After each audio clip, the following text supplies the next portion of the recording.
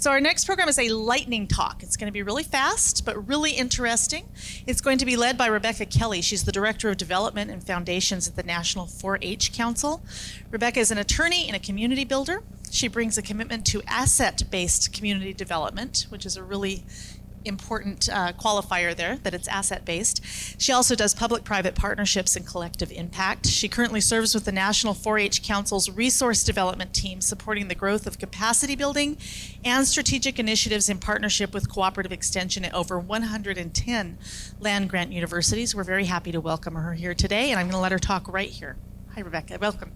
Let's give her a round of applause. Thank you. Welcome.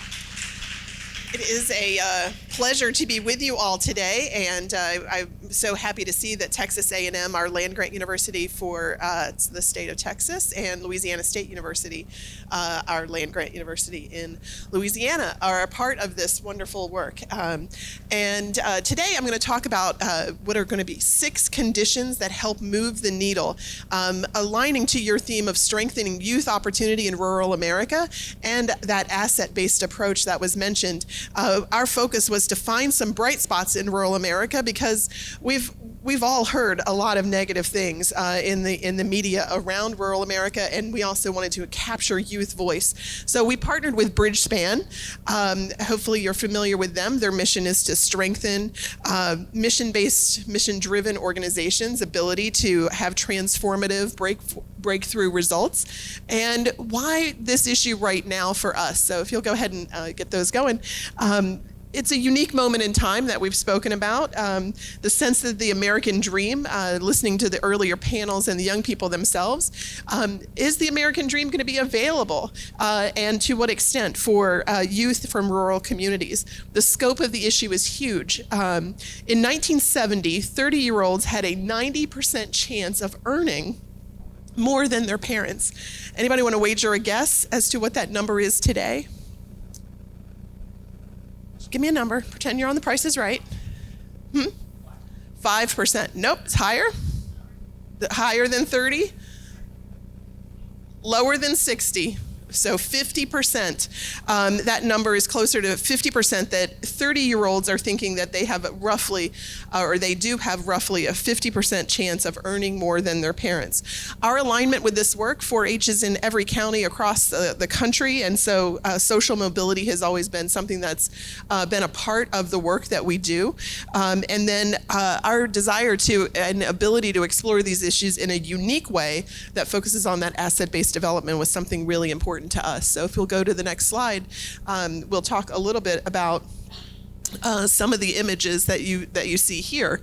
I just want to point out that from an economic standpoint, youth born to parents at the bottom of the income tend to stay there. So you can see that 43%. If you're born at the lower economic level, you're likely to stay there. On the other hand, youth up at the top, with both parents at the top of the income ladder, tend to stay there or decrease only slightly. So if you go to the next slide, we'll look at, unfortunately, for every 10 African-American youth born to parents who were in the middle class, right? So in the middle income quintile, only 3 in 10 will stay there or move up the income ladder. So in addition to race and income, one of the most accurate barometers of a child's economic trajectory, unfortunately, is where they are born. And this varies widely. If you go to the next slide, you'll see some wonderful information from the Equality of Opportunity Project, which Brookings did some terrific coverage of, and uses this data all the time, so it's great to see Brookings here as well. The ability of young people to move up the economic ladder varies widely by geography. So if you're from the South and you realize that that's where the least upwardly mobile movement is, you're not feeling so great about being born in that particular county. I also want to say from a in a lightning talk, it's hard to get into all of the background details, so I'll encourage you, the last slide is going to have the link to the data. So for all of those who are like, but what's included in that, and how does that, how did you calculate that, and who's represented? Don't worry, you can have access to this opportunity. I also want to say that the Poll Everywhere link, so if you have questions as we go through this lightning talk, feel free to add one of those questions, whether you're on the live stream via Facebook or here in the room. So feel free to jot those questions down onto Poll Everywhere. So this metric is absolute upward mobility is depicted in this chart, and we're looking at anonymized tax findings that look at parents' income, and then they track the child's income once they're adults a generation later. So this is looking at that mobility, and then they compare the two to see the extent to which the children were raised. So if you were born in Warwick County, Indiana, and you leave for college and now you work and live in Boston, your income is tied back to Warwick County, so it gives you that sense of data. All right, so for the next slide, rural America contains areas with very high and very low economic opportunity. One thing that we noted as we went through this project is rural America is not just one thing. There's tremendous variation within each of the rural counties that are being served. And so researchers and journalists have documented those challenges confronting the rural communities, whether it's dwindling populations, employment opportunities, opioid crisis, a lack of public and even philanthropic investment that we heard here with the 5%. But we also know from our asset-based perspective that many rural communities are surmounting these obstacles and helping their young people live a brighter future. And so we're focusing in on that. And we identified 133 rural communities that ranked in the top 10%. And then we honed in on a subset of counties that use characteristics that correlate with upward mobility, such as teen birth rates and high school graduation rates. And we said, those are the bright spots. That's where we want to go. So in our first phase of this work, here are the 4 communities. So there were Nebraska, Minnesota, North Dakota, and Texas. We visited 19 towns across these different regions, which varied in size from less than 20,000 people to less than 1,000 people. And the industries within these particular areas varied from agriculture to oil to manufacturing and small business. From a racial diversity standpoint, we realized that, yes, in Texas, the counties were majority Hispanic. In Nebraska and Minnesota, there were significant Native American populations. And so we wanted to make sure that we were including those particular perspectives. But we did note that none of the communities had large African American populations, and that highlighted more of the challenges around the racial upward mobility. And so we then conducted a phase 2 to interview folks, and Louisiana had some of the higher African American populations, but only 2 counties had over 25% African American populations in the top half of all of these upwardly mobile counties. And so we did some additional field testing to build out the lessons and test those, because some other folks were looking at okay, you're studying rural, but 4-H is everywhere. What about the urban settings? Do these 6 findings that you're going to share also apply there? And they do. So if we'll go to the 6 expectations that we're going to get a little bit deeper into. So these particular factors, these 6 common factors of upward mobility, were the ones that were that emerged across our interviews with all of those different and engagements with all of those different communities. So we're going to go through these individually. So the first one is that there's a high expectation that youth will opt in. In Spearman, Texas, for example, 260 out of the 266 youth were involved in at least one after-school activity.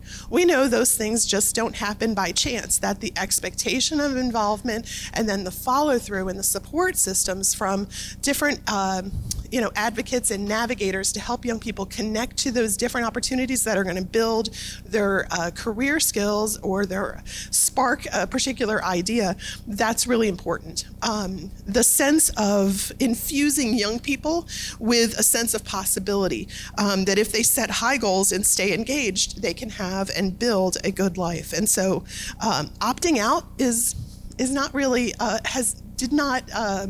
it just wasn't an option in these particular high-performing bright spot communities. So if you go to the next one, these photos, by the way, were taken on the site visit, so they're of the different communities that we visited. Strong informal support systems with neighbors helping neighbors. So through my work at YMCA of the USA and through National 4-H Council, we've worked in both rural and urban settings as well as suburban. And I was particularly struck by the informal support networks that exist, because in the particular rural communities that we visited, we realized that the high expectations that we talked about are also grounded in durable, informal support systems, deep investments in communal spaces, and celebrations of youth achievement. And aside from churches, there's not very many formal support systems, such as direct service nonprofits and institutional funders. So instead, the residents that we interviewed consistently described these sort of virtuous, I'm a big fan of Alexis de Tocqueville, but voluntary associations of community members who support each other and help keep the vulnerable from succumbing to life's challenges. So what does that look like, particularly in school-based settings? In Cottonwood County, Minnesota, sometimes there's like kind of an adoption of a particular child that has financial or transportation barriers. So it might be, hey, this kid needs a ride. Let's make sure that this young person gets a ride to the after-school activities. In other towns, there's just a fund that people can donate to help underwrite low-income student lunches or anonymous donations of whoever needs a winter coat, for example. So those strong informal support systems are also important, but one of the other things that we noticed was there was an early focus on career pathways. And you might think, oh, well, middle school, senior high school, young people are considering those options, but a lot of times we found that earlier in elementary school, some of the conversations began to happen. In one Minnesota middle school, every 6th and 7th grader had 2 job shadowing placements a year. So 6th and 7th grade early on. In Nebraska, their walls of their student center included a ton of different posters describing career pathways in a variety of fields, the number of projected positions that would be available, the average salaries, and kind of a step-by-step how to go up the particular ladder. In Roscoe, Texas, not part of this particular study, but we're looking at what they're doing there in terms of expectations and career readiness. And so we also saw that from they have a preschool that's a Montessori preschool, and all the way up to the high school, where 50% of the high school graduates all graduate also with an associate's degree before they actually receive their high school diploma. So another example of that focus on career pathways. The fourth, if we can go to the next slide, we'll talk about a wealth of opportunities for youth to build life skills regardless of the community size. So each of the towns that we visited were small enough to ensure that all young people had an array of opportunities to build skills, whether that was on a farm, whether that was in an after-school job. One of the quotes that stuck out from Nebraska was, here, everyone is someone. And so every young person could take on a leadership role, often in multiple activities. At the same time, those communities committed themselves to providing enough access points for young people to try on different experiences, because I don't know about you, but I didn't really enjoy the first job I ever had, which was a janitor. But I learned, how to do that job and to appreciate the different opportunities. It was certainly a life skill that has come in handy over time.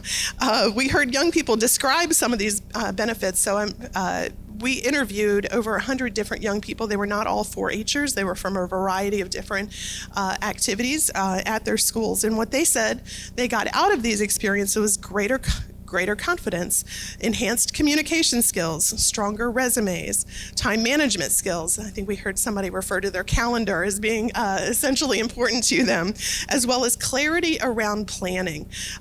In Randolph, Nebraska, one of the things that they've done there, and Robert Wood Johnson Foundation, who sponsored this study, is also sponsoring another study of a 4-day school week, which was a cost-saving initiative that freed up time for more outside learning. And so young people on that Friday is usually the day that the students are not at school. There's no buses running to the school. The teachers are doing other things as well. But the young people are engaging in these kinds of activities where they're taking an online Spanish course. Remote learning is very popular across all of the different communities that we were a part of, as well as the issue related to broadband, and the paper goes a little bit more in depth in that. The local community college's extended campus has what they call Fridays at Northeast, so that young people can experience what life is like on that college campus, actually take some classes and engage there. And then I think we heard from Wells Fargo that acquiring money management skills is another activity, and that was echoed in Nebraska in this example as well. The fifth common factor that we noticed during our study is that there were many potential challenges to accessing opportunities, because I told you a little bit about the transportation issue, but there were creative solutions that these communities came up with for overcoming them. So the communities are not just the ones generating youth development opportunities. The residents collaborate to make sure that as many young people as possible have access to them. There are financial, cultural, psychological, logistical, and simply a lack of awareness that these different barriers. But what's happened in these particular communities is they also looked at low-cost or no-cost ways in order to make sure that children from low-income families had the opportunity to participate equally. So I mentioned some of that sort of de Tocqueville giving and voluntary activity. In Red Falls, Minnesota, they experimented what they call a green route. So a bus that shuttles between many of the different community hubs to make sure that the kids could overcome some of that transportation barrier. I'm not sure if you've ever heard of what's been happening in Groover, Texas, with their Groover Farm Scholarship Foundation. This was created by the community. There was a gentleman who donated 440 acres of farmland to the school. And several years ago, residents banded together to donate the time, the seed, the sweat equity, the equipment, and the fertilizer to plant those 440 acres with farmland, with corn.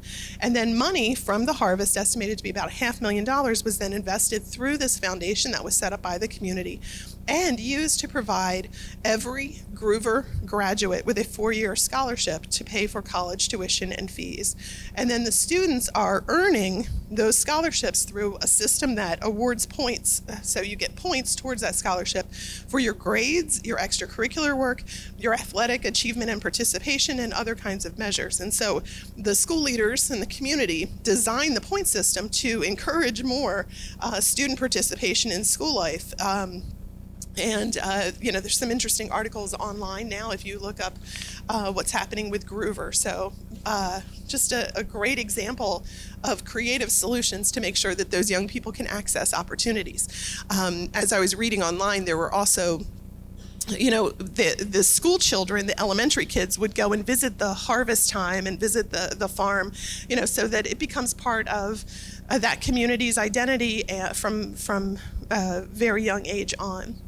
The sixth common thread that we found was a sense, if you'll go to the next slide, was a sense of shared fate and a deep commitment to sustaining the community.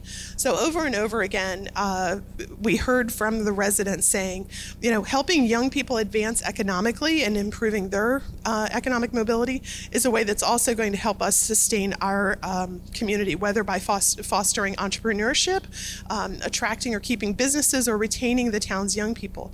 And so there were economic threats that were fresh in people's minds, where the aftershocks kind of still remain. So residents in Nebraska, for example, spoke of the farm crisis of the 80s, while residents of North Dakota talked about the oil busts that had happened in the past that left many families in ruin and destroyed local economies. So there was a sense of, we don't want the past to repeat itself. We want to make sure that we're working on both the supply side to help young people build their skills, but also making sure that there's an attractive place on the demand side for people to come back to, and career pathways. So there were lots of creative solutions around this. In Washburn, North Dakota, the career counseling materials that are going out to students say, go learn, then return. The civic leaders just don't deliver that message. They take some concrete steps to make sure that their town is an attractive place that people want to come back to and want to bring your family. I know if I was in Groover, Texas, and I got one of those scholarships, I'd be heading back to Groover so my own kids could benefit from that. Communities in Hardington, Nebraska, they invested significantly to make sure that broadband was available to all residents, not just at the school location, but all residents throughout the particular community. We found that virtual tools help to foster career pathways. Where in Hazen, North Dakota, you can enroll in the Dakota nursing program, take those classes virtually, and come back. I know that when we've spoken to some folks in Louisiana, there was a similar kind of situation where you could take most of your classes online through using the broadband resources, and then whatever in-person you had to do was limited so that you were still able to stay and live in your own community. In Perryton, Texas, the town invested in 2 young doctors paying for their medical school they really had that hook to make sure that they returned and practiced back in that particular town. So finally, one of the other elements that we were looking at is around this building inclusive communities. So even as these communities work to build access to resources and economic opportunities for economic advancement, they do still struggle to overcome some of the racial barriers. And so some of the solutions, we felt like this was an important part because 4-H is for all. We thought that there were some really great lessons here, particularly between the links between the Native American populations and what they were doing. And then in Spearman, Texas, which is 50% Hispanic, teachers promoted inclusion, and they still promote inclusion by they created a newcomer guidebook in Spanish so that newcomers could orient themselves to the school and community. What a great way to kind of welcome people in, make them feel like here are the connections and here is an invitation for you to get connected so that there's not that sense of isolation. In Minnesota, one of the superintendents really wanted to make sure that there was an understanding or at least beginning of a relationship and appreciation for where the Native students were coming from. And so literally every school employee went to visit the reservation and heard from people and were able to walk around and connect. That's not going to solve, it's one day, but it's this idea of walking a mile in other shoes and making sure that, you're not making assumptions, that you're at least engaged in dialogue. So if we go to the next slide, as I mentioned, the framework of the 6 common factors were based on that relatively small number of communities, but we also wanted to expand that, which we did in a phase 2. And we tested a variety of factors, and we also realized that as we did that and we tested those through some simple surveys of different interviewees where they identified their community's assets, we found that some of these factors are not necessarily as pervasive in the high opportunity counties, but in each of the counties with more modest outcomes had the same kind of all factors existed to varying degrees. There were some pockets where the factors are almost non-existent. Again, in one of the Louisiana interviews, the person that we were interviewing expressed a concern that she no longer even feels like her own church has that kind of welcoming, shared sense of community that she had once experienced. And so these are things where typically as we're talking to different folks and as we're leveraging this information within the 4-H network, we realize there are things that we can do to help counter and to help build each of these. So if you go to the next slide, some of the 6 questions that we have for moving forward. And you might want to think about the ones, the communities that you work with around these different factors. How does your community expect, or where would you say right now your community is in terms of expecting young people to stay engaged? What support systems are you providing to your youth, and which ones are the most needed? This might require a change in your own strategy or the strategy within your own community to make economic mobility a greater possibility. Do you know from your young people whether you're giving them that sense of possibility and helping them plan accordingly toward a better life? What action are you taking to extend access to resources and opportunities regardless of income, race, religion, or location? And then what steps are being taken, and this might be a great question with your civic leaders, around the demand side. What about the return to the community? What does that look like? What's happening to make it an attractive place to return? So those are the 6 common in a very lightning fast. So I know I dropped a lot of information on you, but if you go to the next slide, this is where you can download the report for all of those who want to get nitty-gritty into the data. And there's also an executive summary that's available to you. But I'm also happy to answer and take any questions that you guys might have now. So the question for those of you on the live stream who didn't hear that are these same trends, these 6 factors, contributing to folks moving away rather than staying and making them more vibrant, inclusive communities? I think for the 19 towns and regions, they would say that it's the latter. It is helping them to actually stay and make them more inclusive and vibrant communities, that they are seeing people from an economic perspective being more attracted to the particular town. They're seeing reinvestment, and they're seeing people return after they go off to college. They're seeing connectivity of, in one community, there was one heating and air cooling guy for 100-mile vicinity. And he was very intent on finding his apprentice, finding somebody who could, not just one, but how does he prepare to make sure that critical need is met? And so, there was this intentionality and partnership. We hear it a lot in nursing. We also, in terms of some of the return and commitment to get people to stay, and doctors is another one of the key areas. On the inclusive approach, there's a great sense that these particular communities do not want to have that sense of isolation or separation. So while they're still overcoming some of the historic challenges that they've had in some of these communities, there was a sense of, we're going to be different. We are going to be more inclusive. We need to be more inclusive. In Roscoe, Texas, they told me that 43% of their student population transferred in to Roscoe because of what they're doing. So they've actually grown as a small town because of the approach that they're taking to collective impact around education. Good question. Any other questions on the poll everywhere or anywhere else? Well, it's been a pleasure to be with you all today, and I hope that I see some more downloads on the report. Have a great afternoon of learning.